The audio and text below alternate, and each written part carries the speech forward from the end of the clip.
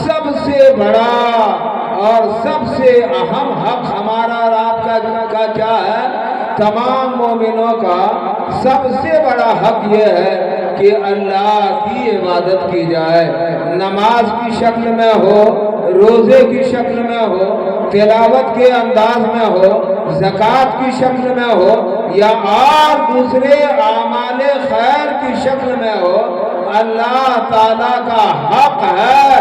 پروردگار عالم نے سب سے پہلے اپنا حق بیان فرمایا، اور اپنا حق بیان کرنے کے بعد اللہ تعالیٰ نے بندوں میں سے ایک بندے خاص کی جماعت، ایک گروپ کا حق بیان کیا۔ حالانکہ بندوں میں بہت سارے حقوق ہیں، ہمارا آپ کے اوپر حق ہے، آپ کا ہمارے اوپر حق ہے، استاد کا شاگرد کے اوپر حق ہے، اور بیوی کا شوہر کے اوپر حق ہے، شوہر کا بیوی کے اوپر حق ہے، وغیرہ وغیرہ بہت سارے حقوق ہیں دنیا میں۔ یہاں تک کہ جانوروں کا بھی ہمارے اوپر حق بنتا ہے۔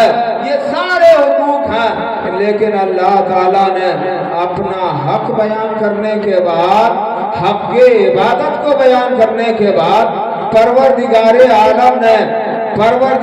عالم اللہ رب العالمین نے بیوی کا حق نہیں بیان فرمایا ہے، شوہر کا حق نہیں بیان کیا ہے، استاد کا حق نہیں بیان کیا ہے، شاگرد کا حق نہیں بیان کیا ہے، کسی پیر اور مرید کا حق نہیں بیان کیا ہے، کسی چچا اور بھتیجے کا حق نہیں بیان کیا ہے، پاس پڑوس کا حق نہیں بیان کیا ہے، بلکہ اللہ تعالیٰ نے اپنا حق عبادت کو بیان کرنے کے بعد اگر اللہ نے بیان فرمایا ہے تو ماں باپ کے حق کو بیان فرمایا ہے، ماں باپ کے حق کو اجاگر کیا ہے۔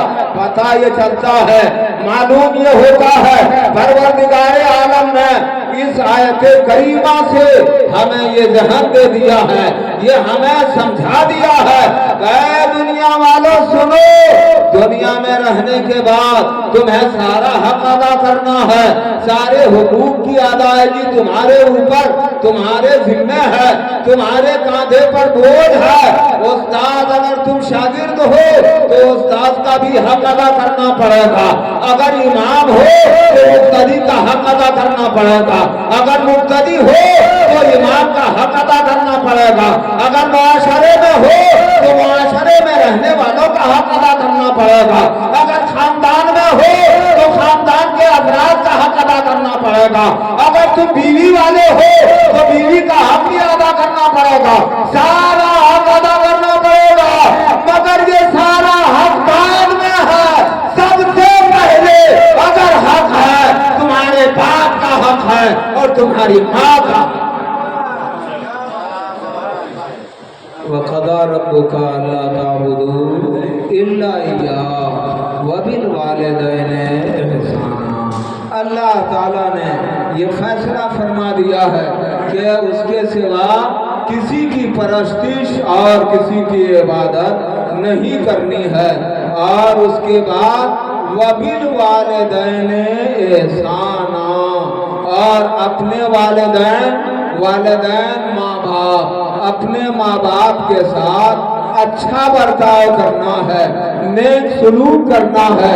اگر تم نے اچھا برتاؤ اور اچھا رہن سہن اگر ان کے ساتھ رکھا تو تمہارے لیے یہی ماں باپ کا سیوا اور ماں باپ کی خدمت جنت تک لے جانے والا ذریعہ بن جائے گا۔ سبحان اللہ، جنت پہنچانے کا ذریعہ یہی ماں باپ۔ اور اگر تم نے ماں باپ کے ساتھ، بوڑھے ماں باپ کے ساتھ اگر تم نے غلط ویوہار کیا، بڑھاپے میں اپنے باپ کی خدمت نہیں کی، اپنی ماں کی خدمت نہیں کی، تو یاد رکھو تمہارا انجام دنیا میں بھی خراب ہو سکتا ہے اور آخرت میں بھی تمہارا بیڑا غرق ہو سکتا ہے۔ اللہ بچائے رکھے۔ اگر ہمارے اور آپ کے ماں باپ اگر باحیات ہیں تو ہمارا یہ پیغام آپ لے کر کے جائیں، اور یہ پیغام آپ لے کر کے جائیں۔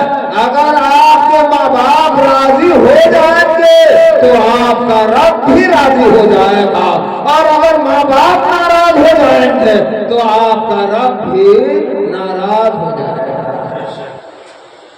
सिलसिले में एक हदीस पाक मेरे आका नबी ये दो जहां सल्लल्लाहु ताला अलैहि वसल्लम ने इरशाद फरमाया, आका अलैहि सलाम ने बयान फरमाया, रगमान फू, वो आदमी हलाक हो जाए।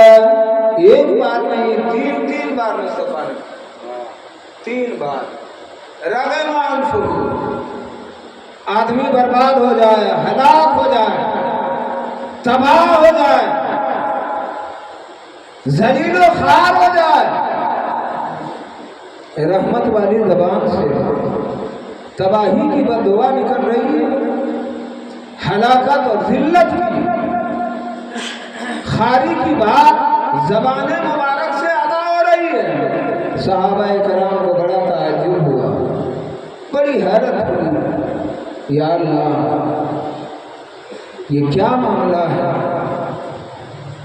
मेरे आका सल्लल्लाहु ताला अलैहि वसल्लम ने दुश्मनों के लिए भी बद्दुआ नहीं फरमाई है, दुश्मनों के लिए भी हलाकत की दुआ नहीं की है, बर्बादी की दुआ नहीं की। लेकिन आज क्या मामला है कि सरकार हलाकत, जिल्लत, खारी और रुसवाई की दुआ कर रहे हैं।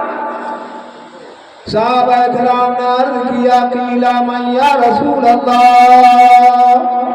ऐ मेरे आका बताया जाए, ताजदार कायनात, आप किसके लिए बर्बादी की दुआ कर रहे हैं? आप जिल्लत व खारी और हलाकत की किसके लिए बद्दुआ कर रहे हैं?